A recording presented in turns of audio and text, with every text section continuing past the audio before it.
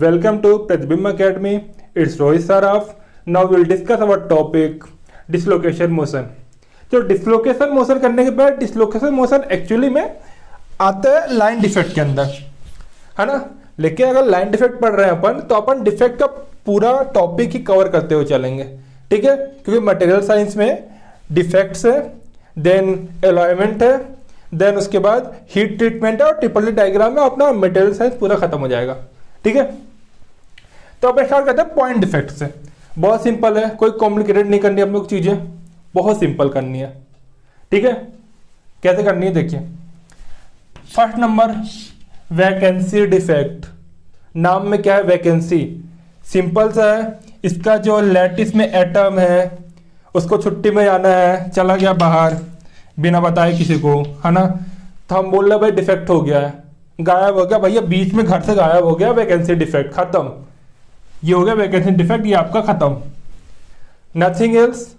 Simple समझना है, बहुत सिंपल लैंग्वेज में, ठीक है। सेकेंड वन है इंटरस्टिशियल डिफेक्ट। इंटरस्टिशियल मतलब कुछ इंटर कर रहा है। इंटर क्या कर रहा है? जो बाहर गया वो अंदर नहीं आ रहा है। ये लैटिस कंप्लीट है अपना, कोई एक्स्ट्रा एटम आ रहा है, वो यहाँ के घुस जा रहा है दूसरे घर में, है ना। तो हमको लगा कुछ तो दिक्कत है इसमें, तो देखा तो कोई दूसरा एटम दूसरे के घर में घुसना चाह रहा है, तो उसको डिफेक्ट बोला गया इंटरस्टिशियल डिफेक्ट, ठीक है। Interstitial defect done. सिंपल समझ रहे, कोई कॉम्प्लिकेशन नहीं करनी अपने को। Third one is substitutional defect. Substitute मतलब जो इनका घर था इसमें सारे गोरे थे, एक आ गया सांवला, काला नहीं बोलना चाहिए किसी को, ठीक है।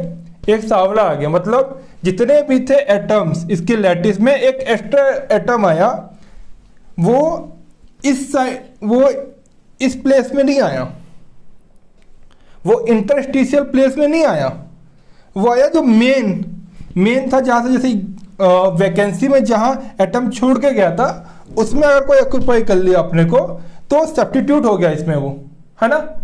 तो इसको बोलेंगे आप सब्स्टिट्यूशनल डिफेक्ट, ठीक है। अब ये सबसे इंपॉर्टेंट, हर एग्जाम में पूछा जाएगा, एसएससी से लेके ईएससी तक हर एग्जाम में फ्रैंकल डिफेक्ट पूछा जाएगा। अब फ्रैंकल डिफेक्ट होता क्या है? सिंपल सी बात है फ्रैंकल डिफेक्ट की, कि जैसे ये एटम हुआ अपना, चलो अब ये हो गए एक ही फैमिली के, अब हुआ एक ही फैमिली का, ठीक है। अब क्या हो गया, नाराज हुआ, कोई दिक्कत हो इनके बीच में, नाराज हो गया और छोड़कर चला गया। लेकिन वो घर छोड़ के नहीं गया, अपने ही किसी और रूम में चला गया। मतलब ये सब अपने अपने रूम में थे, ये इसको एक गुस्सा, ये गया यहाँ बीच में इंटरस्टिशियल साइट में। इसको क्या बोलते हैं? Interstitial site, sorry interstitial site, जो भी ये जगह छुट्टी हुई होती है ना। तो जब सेम एटम इंटरस्टिशियल साइट में चला जाता है तब उसको अपन बोलते हैं फ्रैंकल डिफेक्ट। एटम इसी का है, बाहर से कोई एटम नहीं आया है, दूसरा एटम नहीं है, सेम इसी लैटिस का एटम है ये, ठीक है। तो इसको अपन बोलेंगे फ्रैंकल डिफेक्ट। बहुत सिंपल याद रखना, ठीक है। And last but not least, Schottky defect. Schottky defect में क्या होता है? जो कैटायन होते हैं और जो एनायन होते हैं, ये अगर कैटायन है ना, ये एनायन है, तो कैटायन और एनायन दोनों साथ में निकलते हैं, दोनों साथ में निकलते हैं, है ना। तो इस डिफेक्ट को बोलते हैं Schottky defect.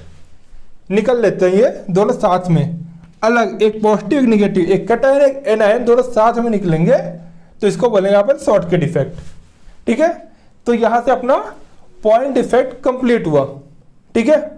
Now we will talk about surface defect. आप देखो सरफेस डिफेक्ट क्या है। First number grain boundary defect. Grain boundary defect क्या होता है?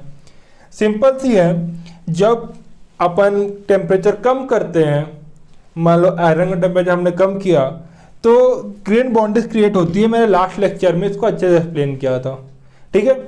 और जो ग्रेन बाउंड्रीज क्रिएट होती है, तो अगर उनमें मिसमैच एंगल ज़्यादा होता है ना, तो इसके कारण क्या होता है, थर्मल और इलेक्ट्रिकल कंडक्टिविटी मटेरियल कम होती है। That is why it is called grain bonded effect. Nothing else, कुछ नहीं पूछता है, किसी एग्जाम में नहीं पूछता है। ये सिंपल से बस इतना याद रखना है कि मिसमैच एंगल ज़्यादा होता है, this is called grain bonded effect. ठीक है, किसी एग्जाम में नहीं पूछा जाता है, ऐसा ही है। Second, twin bonded effect. हाँ, ये थोड़ा इंपॉर्टेंट है। ट्विन बॉन्डेड इफेक्ट में क्या होता है कि जो ग्रेन बाउंड्रीज होती है, ग्रेन बाउंड्रीज हुई उसके इस साइड और इस साइड, ग्रेन बाउंड्री है, इससे जो एटम होंगे और इस साइड जो एटम होंगे दोनों मिरर इमेज रखेंगे।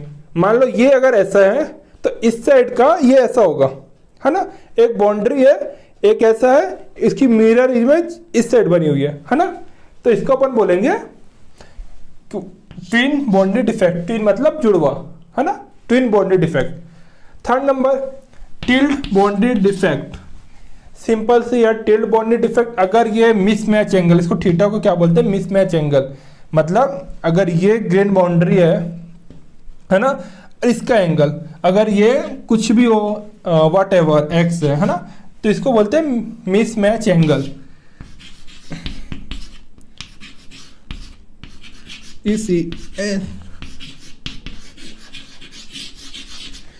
It is called mismatch angle.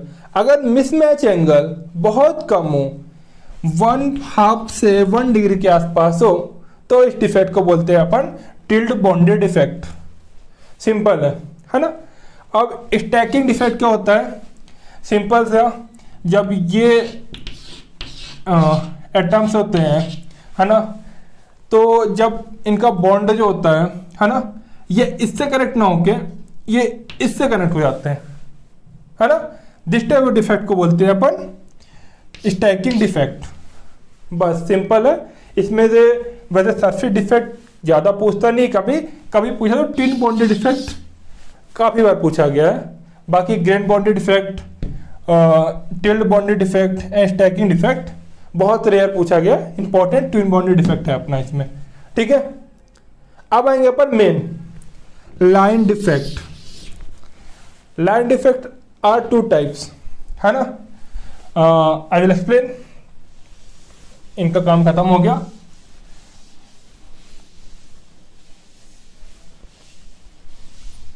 ठीक है, और लाइन डिफेक्ट 2 टाइप के होते हैं, है ना। पहले edge dislocation,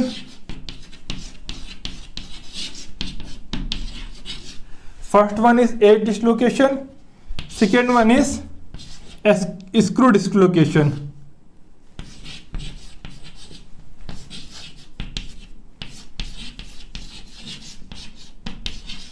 first one is edge dislocation, second one is screw dislocation. ठीक है, ये हुई। अब एक चीज दिमाग में रखनी है, डिसलोकेशन कभी भी एलिमिनेट नहीं की जा सकती है। डिसलोकेशन कभी भी एलिमिनेट नहीं की जा सकती है। अच्छा, तो अब बोल रहे डिसलोकेशन है क्या। ठीक है, तो अब डिसलोकेशन बताते होता क्या है। इसको कॉपी में नोट कर लेंगे अपन, line defect, edge dislocation and screw dislocation. ठीक है, इंपॉर्टेंट है ना। हाँ ठीक है, नाउ आई विल एक्सप्लेन।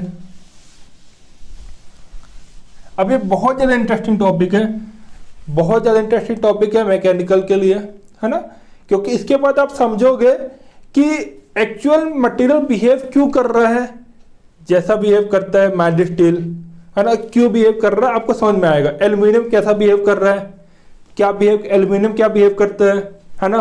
जैसे अगर एल्यूमिनियम का आप स्ट्रेन डायग्राम बनाते हैं तो ये this is like this, stress and strain diagram of aluminium.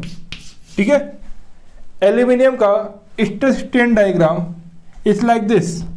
ठीक है, now if you talk about mild steel, this is stress strain diagram of mild steel. ठीक है, एक चीज आपने नोटिस करी, दोनों डक्टाइल है।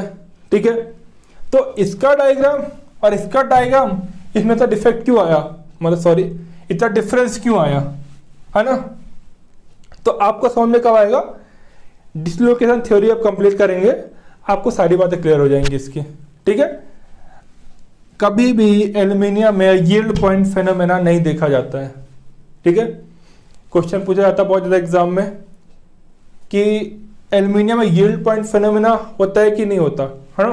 लेकिन होता क्या है कि बच्चे तो पढ़े होते हैं माइल्ड स्टील डायग्राम, उनको ये नहीं पता ये माइल्ड स्टील का है, उनको ये पता होता है कि अपने डक्टाइल मटेरियल का है। एल्यूमिनियम में आगे लगा के हाँ भाई होता है यील्ड पॉइंट, घर में आके देखा यील्ड पॉइंट ही गायब, उनका नंबर गया जितना जाना था, है ना, उनका सिलेक्शन गया, ठीक है। तो इंपॉर्टेंट क्या है, आप लोग को अंडरस्टैंडिंग डेवलप करनी है, ठीक है ना। चलो अब आप पहले समझो कि डिसलोकेशन है क्या, ठीक है।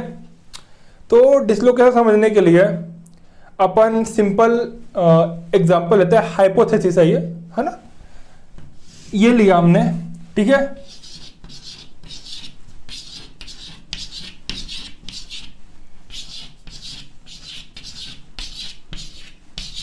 है ना, ये अपने एटम्स, है ना। अब क्या हुआ, इनका बॉन्ड ऐसा ऐसा ऐसा नॉर्मल होता है जो, है ना। अब अपन समझने के लिए डिसलोकेशन है क्या, अपन क्या करेंगे इसको, है ना, ये 3D में समझना, अब 2D है समझ लेना। इसके ये है सेम ऐसा ऐसा यहाँ भी है, सेम एटम्स 1 2 3 4 1 2 3 4, है ना, सब कुछ ऐसा एक ये स्क्वायर है, ठीक है। अब क्या किया हमने, हाफ साइड छोड़ दी, हाफ नीचे की साइड छोड़ दी, है ना, हाफ में हमने लोड अप्लाई किया, ठीक है। और जब हाफ में लोड अप्लाइड किया तो पहले अप्लाई किया अप्लाई किया अप्लाई किया, एक टाइम के बाद क्या हुआ कि इनमें डिफेक्ट आना शुरू हुआ, है ना। अब ये था अपन ने लगाया लोड, तो एक टाइम तो सही था, है ना। अब उसके बाद क्या हुआ, इनमें आया स्ट्रेन आया। अब क्या हुआ, इनका बॉन्ड में स्ट्रेच आई, है ना। अब ये खिसकते इसका क्या हुआ, ये बॉन्ड इससे हो गया, है ना। अब देखिए हुआ क्या, जैसे ये अलग बच गया, है ना। जैसे ये जो अपना डिफॉर्मेशन हो रहा था, है ना, जिस डायरेक्शन में डिफॉर्मेशन होता है ना, उस डायरेक्शन में बर्जर वेक्टर करके एक फेनोमेना, उसको नाम दिया गया बर्जर वेक्टर।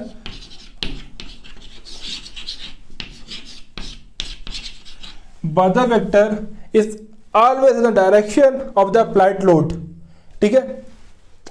अब क्या हुआ, ये क्वेश्चन पूछा जाता है कि बर्जर वेक्टर डायरेक्शन क्या होता है। बर्जर वेक्टर डायरेक्शन क्या होता है, जिस डायरेक्शन पर लोड अप्लाई करेंगे बर्जर वेक्टर डायरेक्शन वही होगा, ठीक है ना। अब क्या होता है, जब एक पॉइंट के बाद ये रुक जाता है डिफॉर्मेशन, है ना, तो जिस प्लेन में ये रुका, है ना, ABCD प्लेन में रुका, है ना, तो इस प्लेन को अपन क्या बोलते हैं, सॉरी वो पेन गिर गई,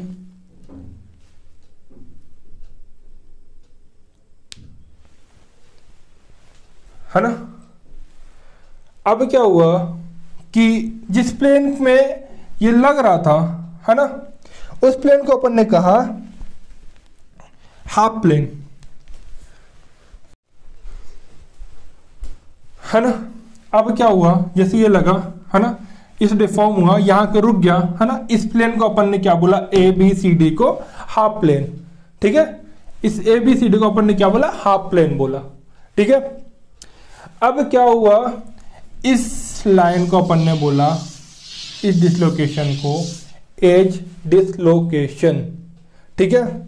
इसी लाइन को अपन बोल रहे हैं कि जो अपना स्लिप्ड रीजन है ना, जहां स्लिपिंग हो रही है, और जो अनस्लिप्ड रीजन है जहां स्लिपिंग नहीं हो रही है, दोनों बीच में जो बाउंड्री है ना, उस बाउंड्री को अपन क्या बोलते हैं, एज डिसलोकेशन, है ना, यही अपनी एज डिसलोकेशन। ठीक है, अब नाउ क्या हो रहा है कि एज डिसलोकेशन होता क्या है, बर्जर वेक्टर और एज डिसलोकेशन के बीच में एक रिलेशन होता है जो हर एग्जाम में पूछा जाता है। वो क्या है कि edge dislocation line Burgers vector के परपेंडिकुलर होती है ना, ये आपको याद रखना है। Edge dislocation line Burgers vector, edge dislocation Burgers vector के परपेंडिकुलर होगा, ऑब्वियसली परपेंडिकुलर होगा। ये अपनी लाइन है ना, लोड ऐसा लग रहा है, ठीक है, तो ऑब्वियसली परपेंडिकुलर होगा, है ना।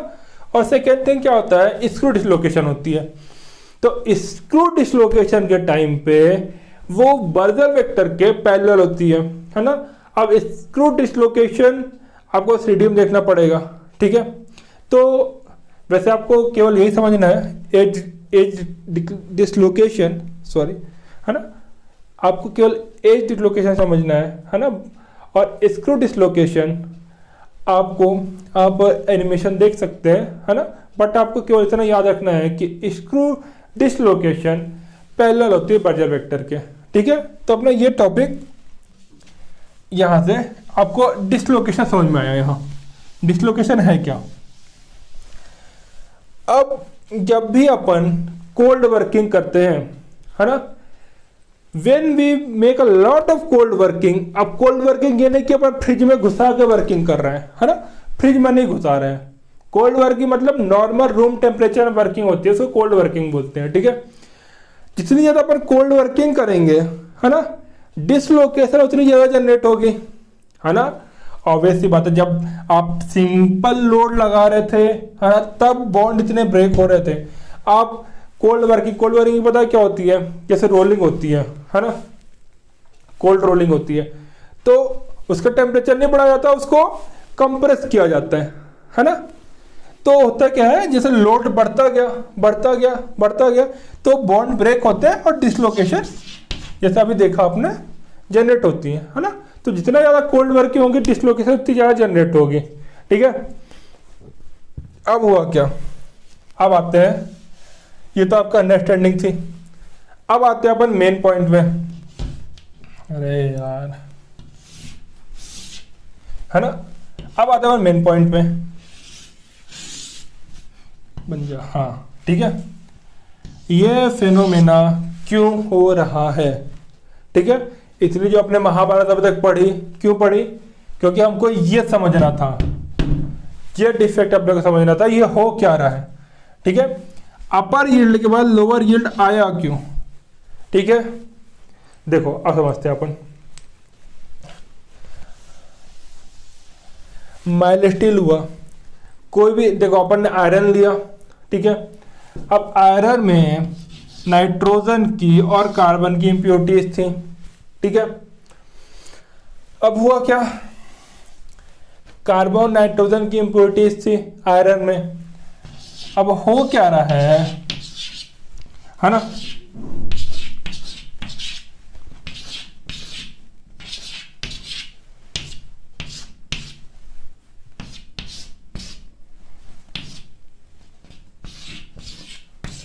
ठीक है। अब देखो हुआ क्या, जैसे अभी बताया डोमिनेंस इफेक्ट, बर्जर वेक्टर, ठीक है। अब सेम चीज हुआ, अब ये जो अपना ये डिसलोकेशन है, ठीक है। अब जो यहाँ कार्बन यहाँ अटका हुआ है, ठीक है, ये कार्बन है हमारा, समझना, बहुत अच्छे से समझना इसको ध्यान से। ये अपना कार्बन है, ठीक है।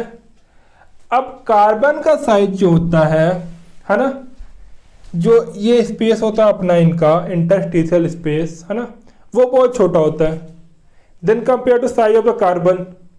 अब क्या हुआ कि कार्बन यहाँ कंफर्टेबल है नहीं, अब वो सोच रहा है कि अपने को कहाँ कंफर्टेबिलिटी मिले, कहाँ पर कंफर्ट से आराम से सो पड़ जाए। यहाँ पर तो यहाँ पास क्या हो रहा है, ये जनरल बोगी में बैठा हुआ है ना, जनरल बोगी में खिसका के, हाँ भाई थोड़े खिसक जाओ, भाई थोड़ा खिसक जाओ, थोड़ा सा बैठा लो, थोड़ा सा बैठा लो। अब ये ऐसा बैठा है। अब जब ये जनरल बोगी में बैठा हुआ है तो उसने देखा कि ऊपर वाली सीट खाली है, तो इसका मन में ऊपर जाकर सो जाऊं, है ना। तो वैसे ही हुआ, यहाँ बहुत अनकंफर्टेबल फील कर रहा था। कार्बन का एटम क्योंकि साइज बड़ा था, ये इंटरस्टिशियल साइड बहुत छोटी थी, उसको दिखा ये इतना बड़ा स्पेस डिसलोकेशन के पास। तो इसने क्या किया, यहां से कूद के यहां आ गया, ठीक है। अब ऐसे करते करते यहां आ गया, है ना। यहां मच मोर कंफर्टेबल था, यहां भी ये भी साइज ज्यादा बड़ा नहीं था, ये भी साइज नॉर्मल था, इसके लिए कंफर्टेबल नहीं था उतना, लेकिन as compare to this place it is much more comfortable, ठीक है। अब हुआ क्या, जब ये कंफर्टेबल हुआ और कार्बन एटम है और है, तो मतलब आप 3D में समझो इसको, बोर्ड में 2D बना हुआ है, इसको आप आगे बढ़ा दो बढ़ा दो बढ़ा दो, आप इसको 3D में समझो, ठीक है। अब ये बढ़ता गया, है ना। एक कोटलेट एटमॉस्फेयर बनाया, है ना। कोटल एटमॉस्फेयर बोलते हैं अपन, जब कार्बन और नाइट्रोजन में बहुत ज़्यादा कार्बन नाइट्रोजन आ जाते हैं तो बहुत ज़्यादा स्ट्रेन फील्ड जनरेट होती है ना, और उस फील्ड को अपन बोलते हैं कोटल एटमॉस्फेयर, ठीक है। अब क्या होता है कि ठीक है, कोटल एटमॉस्फेयर जनरेट हुआ, है ना। अब क्या हुआ कि डिसलोकेशन, जैसे अब इसको समझो ऐसा कि एक पहाड़ है, ठीक है। अब यहां से एक वेव आई, है ना, 3D में समझना, वेव आई ऐसी, है ना, इसको क्रॉस करना है, ठीक है। अब क्रॉस कैसे करेगी, अब जैसे ये भी हुआ, डिसलोकेशन आई, अब ये बड़ा एटम था, समझो ये है ना, ये नॉर्मल ये रखा हुआ है, ठीक है। अब ये यहां से यहां तक सीधा आ रहा है, ठीक है। बात को समझना, आ रहा फ्रीली मूव कर रहा। अब यहां ये पड़ गया कार्बन का एटम, ठीक है, जो कि साइज बड़ा है इनसे। अब क्या हुआ, यहां जो कोटलेट एटमॉस्फेयर बना हुआ था, है ना, तो अब लाइक ये जा रहा यहां जाकर टकराया, अब वापस नहीं जा पाया, वापस पीछे आया, है ना। अब फिर क्या होता है, ये वापस जाता है। अब क्या हुआ, एक टाइम के बाद क्रॉस कर जाता है डिसलोकेशन इसको, ठीक है। अब जैसे ही डिसलोकेशन ने क्रॉस किया इसको, डिसलोकेशन आ गई यहां, है ना, डिसलोकेशन यहां आ गई, कार्बन यहां आ गया, है ना। तो जब ये इसको क्रॉस कर रही थी, समझना बात को, समझना ना, बिल्कुल ध्यान सुनना, ठीक है। ये इफेक्ट कब आया, ये प्रोपोर्शनल लिमिट थी, ठीक है। ये इफेक्ट कब आया, ये बढ़ा, लगाया, इसको जाना था, इसको जाना था, तो यहां तक आया, है ना। अब ये लगा रहा है दम, भाई क्रॉस हो जाए, तो इसको लगाना पड़ा, बहुत ज़्यादा स्ट्रेस लगी, मतलब बहुत लोड लगाया, है ना। जब स्ट्रेस इस पॉइंट में आई, है ना, तब ये इसको क्रॉस कर गई डिसलोकेशन, है ना। अब डिसलोकेशन यहाँ आई, बहुत ज़्यादा स्ट्रेस थी उसको, जब तक ये क्रॉस नहीं करी थी। अब जब इसने, समझना, इसे क्रॉस कर लिया, अब क्या हो गया, प्लेन मिल गया इसको, आराम से मूव कर रही चारों तरफ। जब उसको स्ट्रेस बहुत ज़्यादा लगी इसको क्रॉस करने के लिए, क्रॉस किया इसने। अब जब क्रॉस कर लिया इसको, डिसलोकेशन यहाँ आ गई, यहाँ फ्रीली कहीं भी घूम सकती है ना। जब फ्रीली घूमी तब स्ट्रेस कम हो गई, मतलब कम स्ट्रेस में भी it is moved.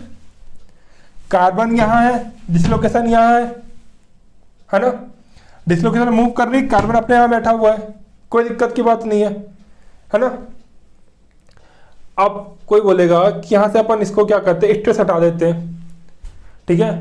Upon stress हटा देते हैं तो क्या वापस ये यील्ड पॉइंट बना होगा, मतलब आप बोलो आपने डोड लगाया, अभी डिसलोकेशन वहाँ पहुँची थी, कार्बन यहाँ पहुँचा था, आपने क्या किया, लोड हटा दिया, है ना। अब फिर आपने वापस लोडिंग कर दी तुरंत, तो 10 दिन बात कर दी, 20 दिन बात कर दी, महीने भर बात कर दी, ठीक है। तो ये यील्ड पॉइंट फिनोमेना आपको देखने को नहीं मिलेगा। क्यों? क्योंकि कार्बन यहाँ है, डिसलोकेशन यहाँ है, हलवा थोड़ी ना है, यहाँ कभी भी उठ के आ जाएंगे। बहुत मेहनत की उसने यहाँ से यहाँ पहुँचने में, ठीक है। तो अब क्या हुआ कि ऐसे नॉर्मल तो होगा नहीं। अब क्या होगा, अगर आप इसको अनलोडिंग कर दो, है ना, अनलोडिंग करके आप 1 ईयर से लेके 1.5 ईयर तक आप इसको छोड़ दो, है ना। तो अब जब इसको छोड़ दोगे तो इसमें सब अपनी अपनी जगह में वापस आने लगेंगे, ठीक है। 1.5 ईयर बहुत टाइम होता है हीलिंग होने के लिए, ठीक है। उसके बाद जब अपन लोडिंग करेंगे 1.5 ईयर के बाद, देन वापस अपने को यील्ड पॉइंट फिनोमेना दिखेगा मटेरियल में, ठीक है। और जो ये टाइम होता है, ये टाइम जो होता है जिसके बाद अपने को वापस से ये फिनोमेना देखने को मिलता है, इसको बोलते हैं स्ट्रेन एजिंग टाइम, है ना, स्ट्रेन एजिंग टाइम। इस टाइम के बाद वापस आपको यील्ड पॉइंट फिनोमेना देखने को मिलेगा, है ना। इस इफेक्ट को क्या बोलते हैं अपन, जो 1/2 एंड 1 ईयर टाइम लगा उसके वापस इफेक्ट दिखा आपको, है ना। तो इस टाइम को क्या बोलते हैं, 1.5 ईयर जो लगा उस टाइम को अपन बोलते हैं स्ट्रेन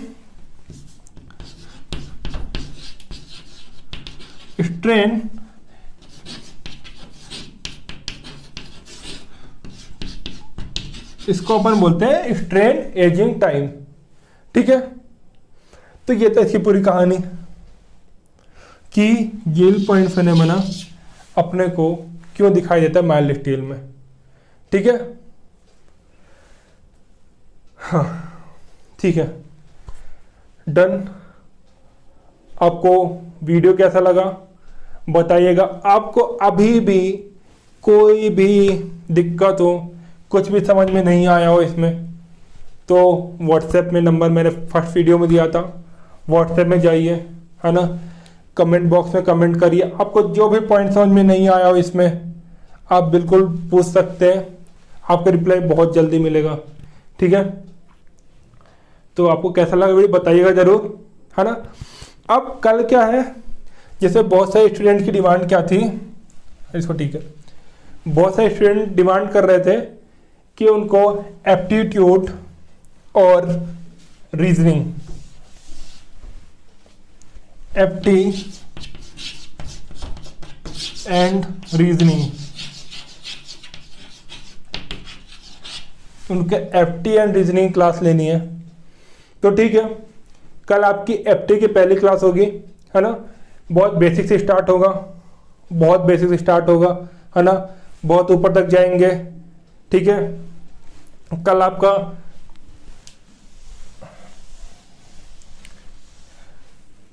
मटेरियल साइंस थोड़ी स्टॉप करेंगे अपन एक दिन के लिए, है ना। एप्टी में आपका कल होगा क्या, नंबर सिस्टम,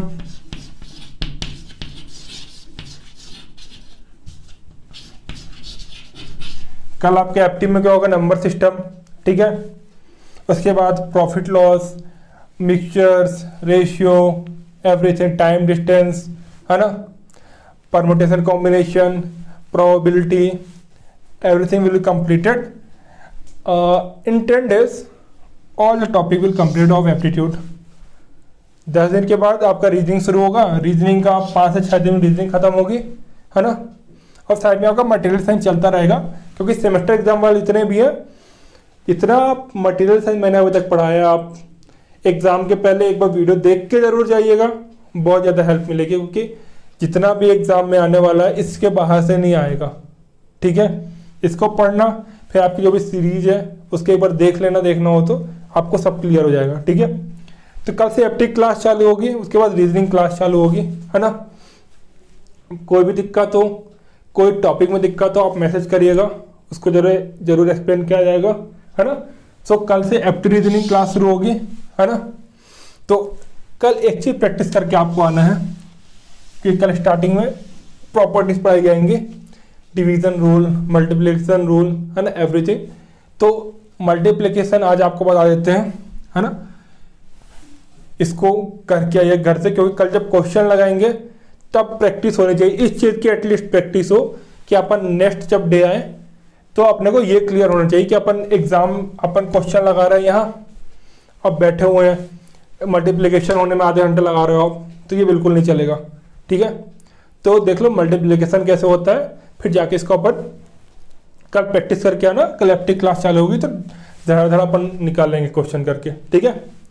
सो देखो मान लो आपको करना है 29 × 56, ठीक है, मल्टीप्लाई करना आपको। तो ये नहीं आप लगे हैं 6 90 6 दूनी कट्टस मारा, ये सब नहीं करना है, आधे घंटे नहीं लगाना है आपको। पीओ का एग्जाम देना है, IBPS देना है, SSC देना है, तो इसमें कुछ नहीं होने वाला, सब खत्म है। करना क्या है, देखो सिंपल सी चीज़ है, 1 2 3 लाइन बनानी है अपने को, ठीक है। इसका मल्टीप्लिकेशन इससे करो, कितना आया 5 दूनी 10, ठीक है। इसका मल्टीप्लिकेशन इससे करो, ठीक है, क्या आया वो 54 का 4 यहाँ आएगा, 5 यहाँ लिखेंगे अपन जो अपना लास्ट टाइम बचा है, ठीक है। 54 का 4 यहाँ, 5 ऊपर, ठीक है। अब क्या करना है, थोड़ी नीचे लिख लो यार, ठीक है।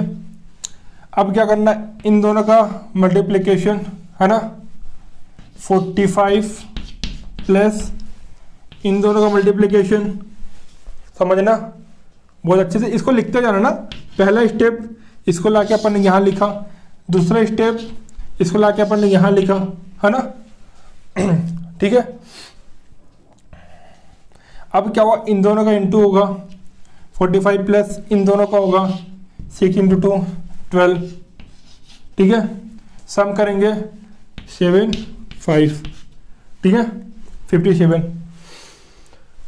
57 का ये 7 यहाँ आएगा, 5 ऊपर जाएगा, ठीक है।